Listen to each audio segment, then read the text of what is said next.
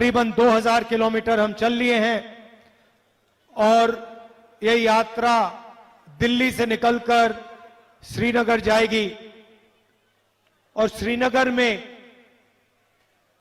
ये जो हमारा तिरंगा है इसको दिनेश ऊपर आइए जरा, ये मैं आपको आज दिखाना चाहता हूं।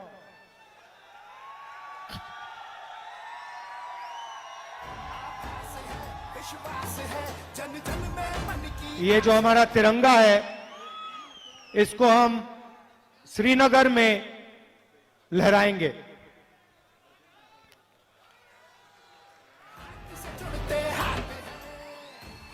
इसको मैं आज स्टेज पे साथ हमारे कौन चलेगा, साथ हमारे कौन चलेगा। अब आपको ये तिरंगा दिखाने का एक कारण है। सबसे पहले नहीं, यहीं रहो दिनेश, यहीं रहो, यहीं रहो, सबको दिखना चाहिए। देखिए, सबसे पहले मैं आपको एक बात बताता हूं। यात्रा सिर्फ एक जगह डाइवर्ट हुई है। आप जानते हो कौन सी जगह? मऊ आने के लिए। क्यों? क्योंकि मैं आपको यहां आज ये भाषण देना चाहता था। ये अंबेडकर जी की जमीन है, संविधान की जमीन है और तिरंगे की जमीन है।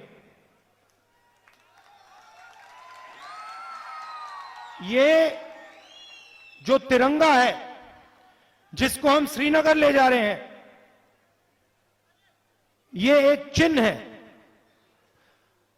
और संविधान के बिना इस तिरंगे का कोई मतलब नहीं है। अगर इसमें शक्ति है तो वो शक्ति तिरंगे को हमारा कॉन्स्टिट्यूशन, हमारा संविधान देता है। अब एक बात मैं आपको कहना चाहता हूं और इसको आप अच्छी तरह सुनिए। हिंदुस्तान में एक संगठन है जिसने 52 साल के लिए इस तिरंगे को अपने ऑफिस के ऊपर नहीं लहराया।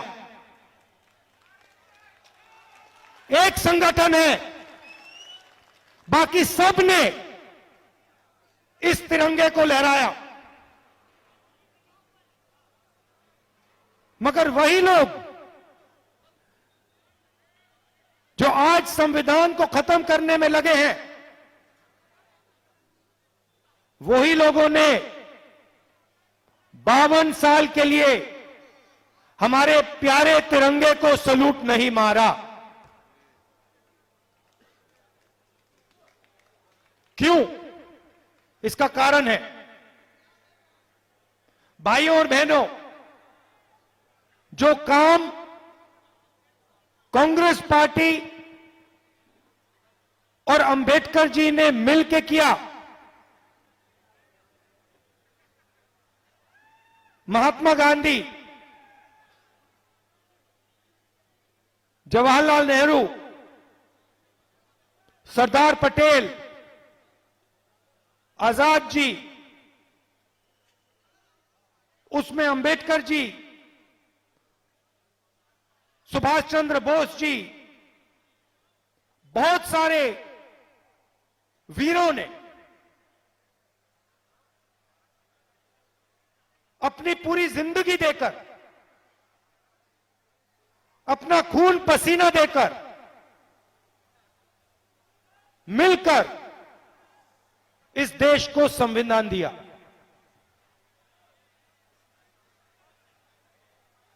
यह छोटा काम नहीं था। हिंदुस्तान के इतिहास में,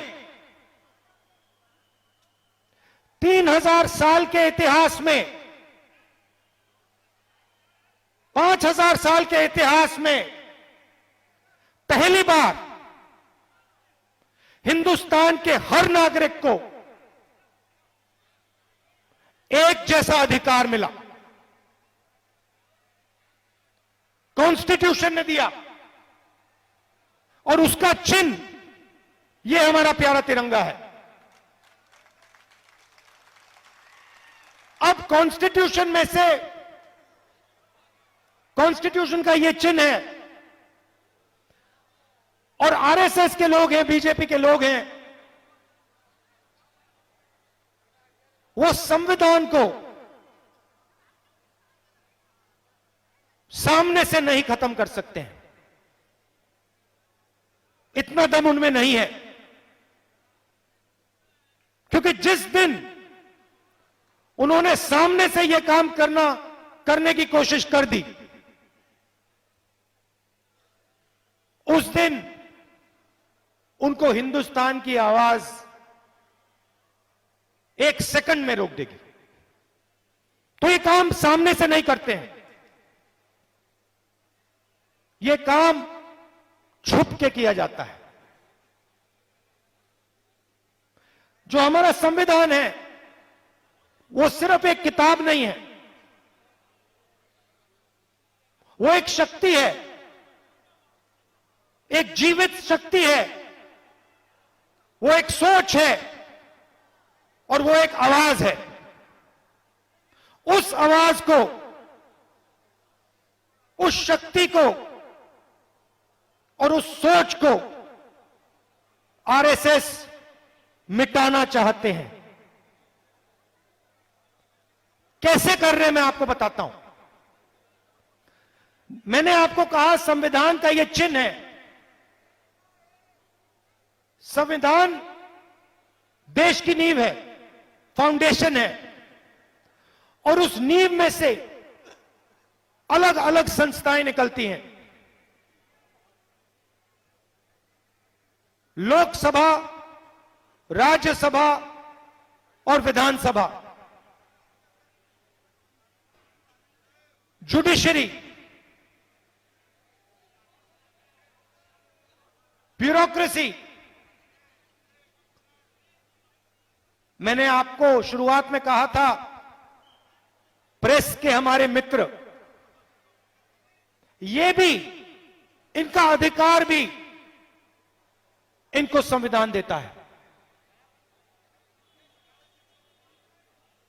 हमारे बारे में लिखते नहीं है, यात्रा के बारे में कुछ नहीं बोलेंगे, एक शब्द नहीं बोलेंगे, जैसे यात्रा हो ही नहीं रही है, लाखों लोग बाहर आ ही नहीं रहे हैं।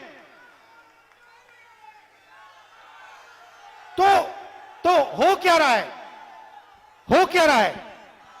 ये अलग अलग संस्थाएं जो हैं, ये आपकी पूंजी है, ये आपको मुफ्त में नहीं मिली,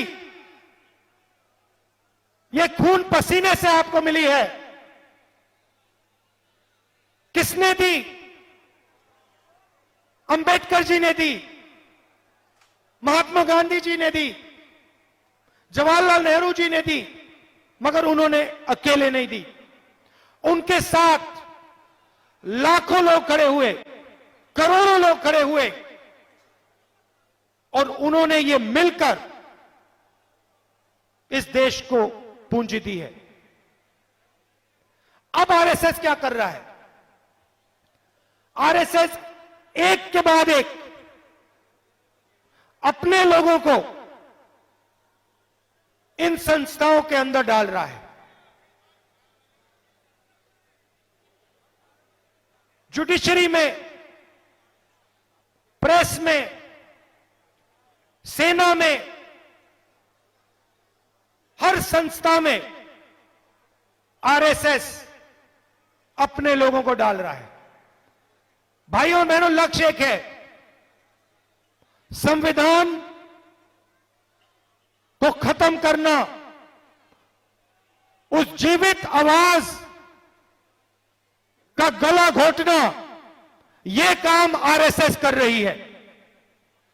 और यह काम कांग्रेस पार्टी और हिंदुस्तान की जनता उनको कभी नहीं करने देगी, कभी नहीं करने देंगे।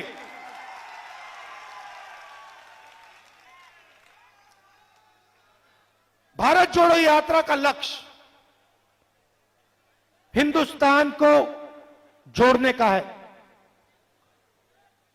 आप देखिए, ये भाईचारे का देश है, मोहब्बत का देश है, एकता का देश है। बीजेपी ने, आरएसएस ने इस देश में हिंसा, नफरत और डर फैला रखा है। आप इनकी पॉलिसीज देखिए और हमारी पॉलिसीज देखिए। हमारी पॉलिसी मनरेगा, भोजन का अधिकार, जमीनी अधिकरण बिल, आदिवासी बिल, पैसा, ये सब के सब गरीबों को मदद करने के और देश में भाईचारा और शांति लाने के प्रोग्राम है। कमजोर लोगों की मदद करने के प्रोग्राम है। अब आप बीजेपी के प्रोग्राम देखिए और मैं आपसे पूछता हूं, इस भीड़ में कोई एक व्यक्ति है जिसको नोटबंदी से फायदा हुआ होगा? एक है यहां पे, एक यहां पे व्यक्ति है जिसको जीएसटी 5 अलग अलग टैक्स से फायदा हुआ होगा? एक व्यक्ति यहां है जिसको हिंदुस्तान में जो प्राइवेटाइजेशन किया जा रहा है, जो पब्लिक सेक्टर को बीजेपी के 2-3 मित्रों को दिया जा रहा है, उससे एक व्यक्ति है जिसको फायदा हो रहा है?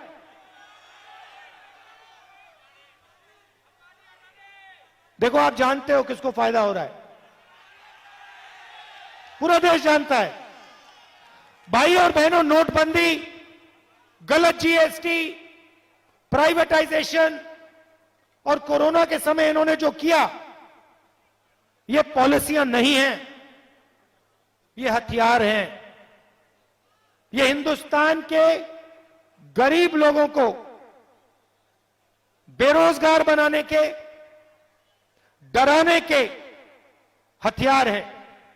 आप किसी भी छोटे दुकानदार से पूछ लो, किसी से पूछ लो, कोई भी स्मॉल और मीडियम बिजनेस चलाता हो उससे पूछ लो। आज मैं डेलीगेशन से मिला, मैंने पूछा नोटबंदी और जीएसटी से आपको क्या हुआ?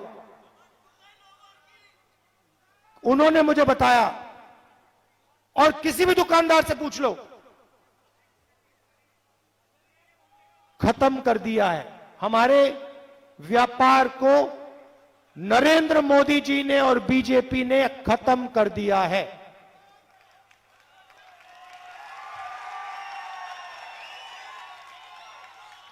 मैंने पूछा, आज मैंने पूछा भाइयों बताओ एक बात, ये जो जीएसटी है, ये जो नोटबंदी है, इसके पीछे किसकी शक्ति है?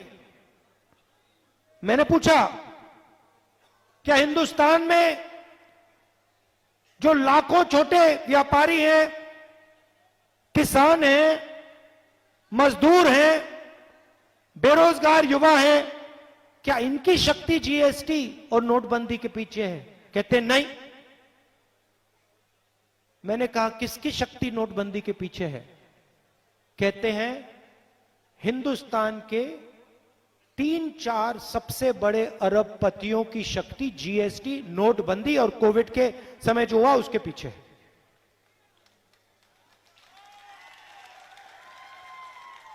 भाइयों और बहनों, बात पहचानिए, आपको भूखा मारा जा रहा है,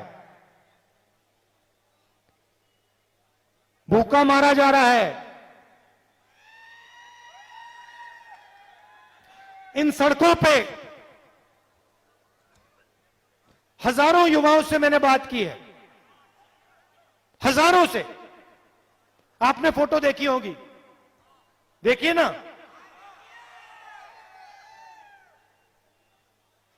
सीधा मैं सवाल पूछता हूं,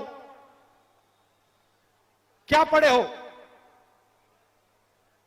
5 जवाब मिलते हैं। इंजीनियरिंग, मेडिकल, आईएएस, या फिर मैं सेना में जाना चाहता हूं, पुलिस में जाना चाहता हूं, या फिर मैं सॉफ्टवेयर इंजीनियरिंग करना चाहता हूं। ये 5-6 चीजें युवा कहते। फिर मैं पूछता हूं, भैया एक बात बताओ, आप डॉक्टर बनना चाहते हो, माता पिता ने आपकी शिक्षा के लिए कितने रुपए दिए? मैं अरबपतियों से नहीं पूछ रहा हूं, मैं किसान के बच्चों से, छोटे दुकानदार के बेटों से, बेटियों से, कभी कभी जो मजदूरी करते हैं उनके बच्चों से पूछ रहा हूं। कहते हैं लाखों रुपए, हजारों रुपए हमने शिक्षा के लिए दिए, इंजीनियर बनने के लिए दिए। अच्छा भैया, आपके माता पिता ने लाखों रुपए दिए, आज क्या करते हो? क्या करते हैं? मजदूरी करते हैं। हिंदुस्तान, नरेंद्र मोदी जी के हिंदुस्तान में इंजीनियरिंग पढ़ो, मजदूर बनो, एमबीबीएस करो, मजदूर बनो, सॉफ्टवेयर इंजीनियरिंग सीखो, मजदूर बनो,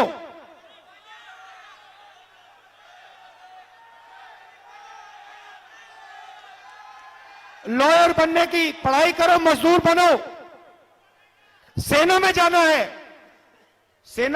है, 6 महीने ट्रेनिंग करो, 4 साल सेना में काम करो और फिर मजदूर बनो।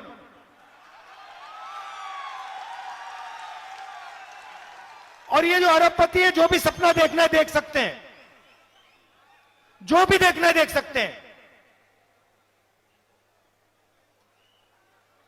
जो भी मन में आए। उनको टेलीकॉम्स का बिजनेस चाहिए वो मिल जाएगा, पोर्ट चाहिए वो मिल जाएगा, एयरपोर्ट चाहिए वो मिल जाएगा, सड़क का बिजनेस चाहिए वो मिल जाएगा, अस्पताल चलाना है वो मिल जाएगा, जो भी इनको चाहिए मिल जाएगा। मगर हिंदुस्तान के युवाओं को रोजगार नहीं मिल सकता। नरेंद्र मोदी जी ने झूठ बोला था, कहा था भाइयों और बहनों पकौड़े बनाओ, वो भी सच नहीं था। सच्चाई है भाइयों और बहनों, मजदूरी करो। स्टार्टअप का मतलब स्टार्टअप करो, मजदूरी करना। रीढ़ की हड्डी जो होती है, रोजगार देने की रीढ़ की हड्डी जो होती है, उसको तोड़ दिया है। रोजगार कौन देता है? रोजगार छोटे व्यापारी देते हैं, स्मॉल मीडियम बिजनेस देते हैं, किसान देते हैं, दुकानदार देते हैं। ये जो अरबपति हैं, ये देश को रोजगार नहीं देते हैं। 10,000, 50,000, 1 लाख लोगों को ज्यादा से ज्यादा ये रोजगार दे पाते हैं। रोजगार देश को छोटे बिजनेस वाले लोग देते हैं, उनको खत्म कर दिया। नोटबंदी, जीएसटी, कोविड के समय खत्म कर दिया। तो रीढ़ की हड्डी जो थी, जो इस देश को रोजगार देती थी, उसको तोड़ा दिया, खत्म कर दिया। यह सच्चाई है। अच्छा, एक तरफ बेरोजगारी, दूसरी तरफ नफरत और हिंसा, डर। और मुझे हमारी माताएं बहनें दिख रही हैं, महंगाई देखो, महंगाई बोला, क्या बोला आपने? बहुत ज्यादा। भैया बहुत ज्यादा जो आपने बोला, यूपीए के समय 400 रुपए का सिलेंडर होता था, आजकल कितने का है? 60 रुपए का पेट्रोल था, आजकल कितने का है? 55 रुपए का डीजल था, आजकल कितने का है? तो ये हो क्यों रहा है? ये हो क्यों रहा है मैं आपको बताता हूं। किसान को बीमा नहीं मिलेगा, किसान का कर्जा माफ नहीं होगा, किसान को सही रेट नहीं मिलेगा, युवाओं को रोजगार नहीं मिलेगा। ये हो क्यों रहा है मैं आपको बताता हूं। क्योंकि बीजेपी के लोग डर फैलाना चाहते हैं, क्योंकि वो जानते हैं अगर हिंदुस्तान की जनता,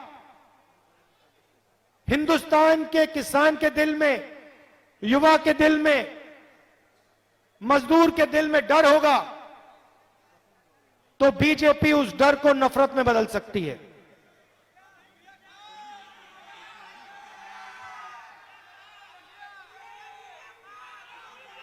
अगर आपके दिल में डर नहीं है, देखो भैया, डर नफरत और हिंसा डर का रूप होता है। नफरत जैसी कोई चीज नहीं होती है। नफरत डर का रूप होता है। जिसके दिल में डर होता है उसके दिल में नफरत पैदा होती है और वो हिंसा करता है। जिसके दिल में डर नहीं होता है उसके दिल में नफरत पैदा हो ही नहीं सकती और वो नफरत कभी कर ही नहीं सकता। मैं आपको अपना उदाहरण देता हूं। मेरी दादी को 32 गोली लगी थी। 32। मेरे पिता को बम से मारा गया। मेरे खिलाफ हिंसा की गई, भयंकर हिंसा। दादी को मार दिया, पिता को मार दिया। मगर जिस दिन मेरे दिल से डर मिट गया उस दिन मेरे दिल में सिर्फ मोहब्बत रही है और कुछ नहीं।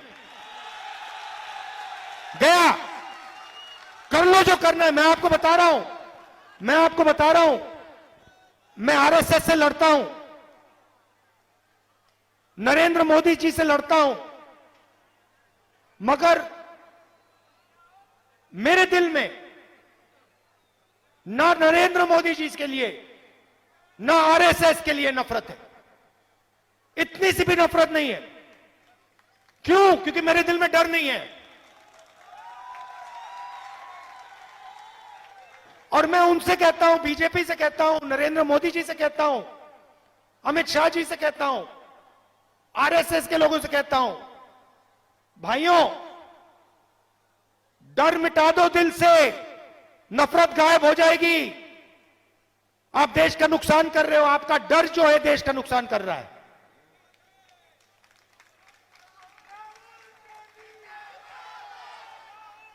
तो इस यात्रा का मैसेज ये है, और ये हमारे जो बब्बर शेर आए हैं, बब्बर शेर किसी से डरता नहीं है। और ये देश जो है शेरों का देश है, शेरनियों का देश है। किसी से डरने की कोई जरूरत नहीं है। मोहब्बत करने वाले कभी नहीं डरते। और सुन लो, डरने वाले कभी मोहब्बत नहीं करते। यह है उनमें और हम में फर्क। हम डरते नहीं, मोहब्बत करते हैं।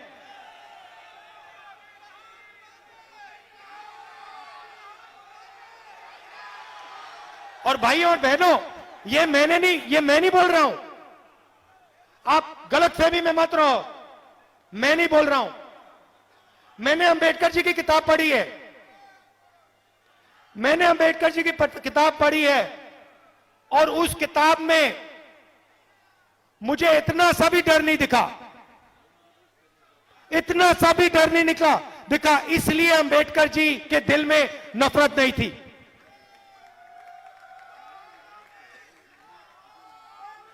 तो ये देश और इस देश के सब धर्म, सारे के सारे धर्म सिर्फ एक बात सिखाते हैं, डरो मत। और अगर डरोगे नहीं तो दिल में नफरत कभी पैदा नहीं हो सकती। ये सारे के सारे धर्म ये कहते हैं। और यही महात्मा गांधी जी ने, अंबेडकर जी ने, नेहरू जी ने, सरदार पटेल जी ने, आजाद जी ने सिखाया है। और उससे पहले हमारे जो महापुरुष हैं उन्होंने सिखाया है। ये आपका डीएनए है भाइयों और बहनों, और यही यात्रा का मैसेज है।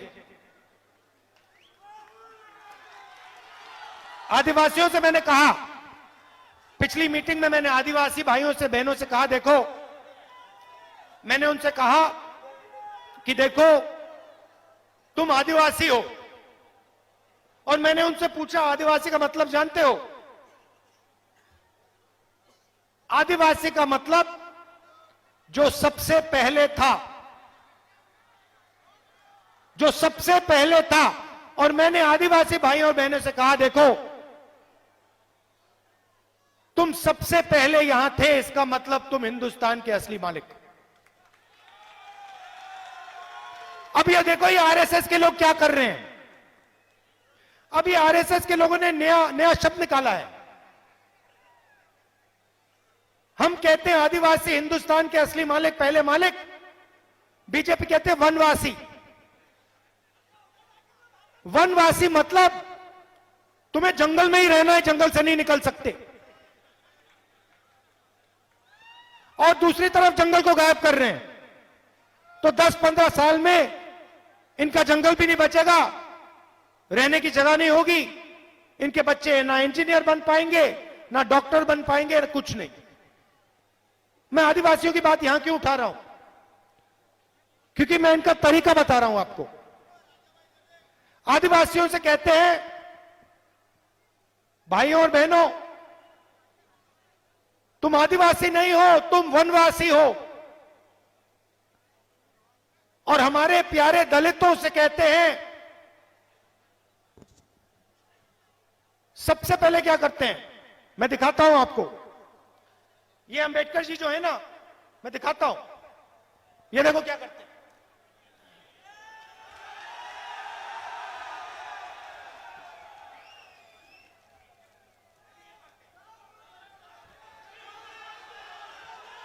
पहले ये करते हैं, पहले ये करते हैं, अंबेडकर जी के सामने जाकर हाथ जोड़ते हैं, और फिर जिस काम को करने के लिए बाबा साहेब जी ने अपनी जिंदगी दी, जो उनकी पूरी जिंदगी का काम था, संविधान, उसको खत्म करने का काम करते हैं, उसको फाड़ने का काम करते हैं। एक तरफ हाथ जोड़ेंगे और दूसरी तरफ पीछे से चाकू मारेंगे। ये इनका तरीका है। ये अंबेडकर जी का सामने से अपमान कभी नहीं कर पाएंगे, मगर जो इन्होंने अपनी पूरी जिंदगी दी, सामने से हाथ जोड़ेंगे और पीछे से इनका जो काम है उसको रद्द करेंगे। वही चीज गांधी जी से के साथ करते हैं। भाइयों और बहनों, एक बात बताओ, गांधी जी ने इस देश को क्या बोला? दो चीजें बोली थी, डरो मत और हिंसा मत करो। सही बात, डरो मत और हिंसा मत करो। आरएसएस के लोग आजकल, पहले नहीं करते थे, पहले हाथ नहीं जोड़ते थे गांधी जी के सामने, पहले गोडसे जो है उनके सामने मतलब हाथ जोड़ते थे। जी गलती से निकल गया, गोडसे के सामने हाथ जोड़ते थे, आज करना पड़ रहा है। तो आज गांधी जी की फोटो के सामने, मूर्ति के सामने हाथ जोड़ते हैं। और फिर गांधी जी ने जिस काम करने के लिए अपनी पूरी जिंदगी दी, अहिंसा, उसको हिंदुस्तान में खत्म करने का काम करते हैं। जहां जाते हिंसा फैलाते हैं। और डर के तो मैंने आपको बात बता दी, गांधी जी ने कहा था डरो मत, सामने से हाथ जोड़ते और 24 घंटा डरते रहते हैं। तो भाइयों और बहनों, किसी से डरना नहीं है, किसी से डरना नहीं है। और अगर आप डरोगे नहीं, मैं आपको गारंटी देता हूं, आपके दिल में नफरत पैदा ही नहीं हो सकती। और अगर आपके दिल में नफरत पैदा नहीं होगी तो हिंसा हिंदुस्तान में दिखाई नहीं देगी कहीं।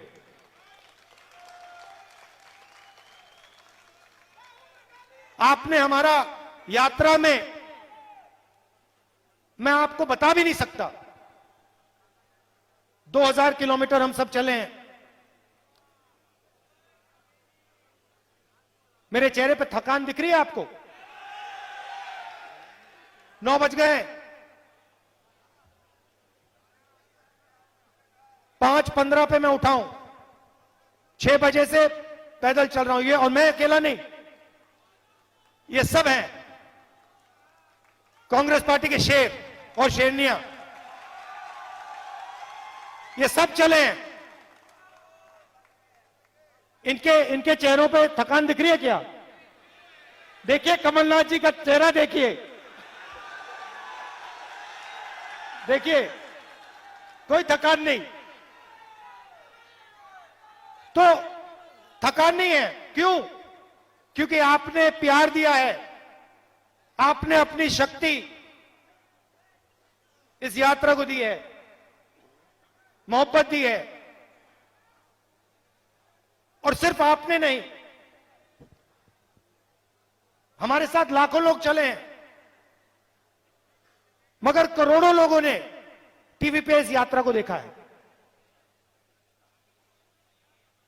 करोड़ों लोग, हिंदुस्तान के लोग जो नफरत नहीं चाहते हैं, जो डरते नहीं हैं, वो इस यात्रा की मदद कर रहे हैं।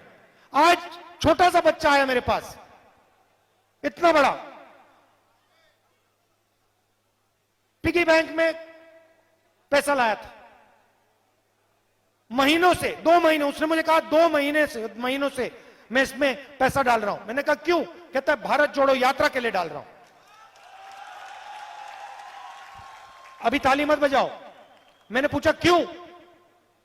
कहता है नफरत और हिंसा के खिलाफ मैंने पैसा दिया है। 6 साल का बच्चा। तो देश में करोड़ों लोग नफरत और हिंसा नहीं चाहते हैं, इसके खिलाफ हैं। करोड़ों लोग इस देश में डरते नहीं, किसी चीज से नहीं डरते। किसान, मजदूर, छोटे व्यापारी नहीं डरते हैं, 24 घंटा काम करते हैं, डरते नहीं है। डरना नहीं चाहिए। आप हिंदुस्तानी हो, यह आपका तिरंगा है, कोई डरने की जरूरत नहीं है। तो आपका दिल से धन्यवाद करना चाहता हूं। और अंबेडकर जी जो हैं, अंबेडकर जी ने जो इस देश को दिया, वो सिर्फ आज के लोगों को नहीं दिया है, आपको, हमें नहीं दिया है। आने वाली पीढ़ियों को वो उन्होंने दिया है। उनके खून, उनके पसीने ने इस देश को दिया है। जिस चीज को हम संविधान कहते हैं, उसको हम कभी नहीं मरने देंगे, कुछ भी हो जाए नहीं मरने देंगे। धन्यवाद। जय हिंद।